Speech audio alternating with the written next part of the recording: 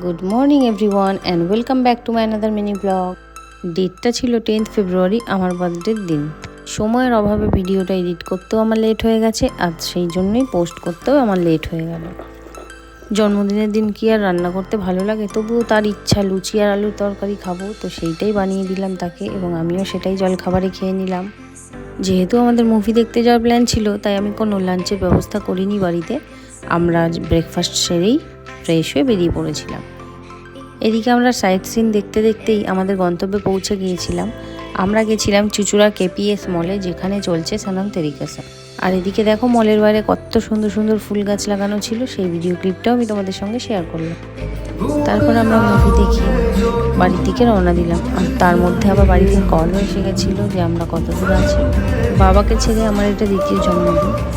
বাবা নেই বলে মনটা খুবই খারাপ, তবুও মন খারাপ নিয়েই বাকিদের মুখে হাসি ফোটানোর জন্য আমাদের অনেক কিছুই করতে হয়। তো জন্মদিনের সারাটা দিনই আমার এইভাবে কেটে গেল। আর আজকের ভিডিওটা আমি এখানে শেষ করছি। দেখা হচ্ছে তোমাদের সঙ্গে আবার নেক্সট ব্লগে। টাটা।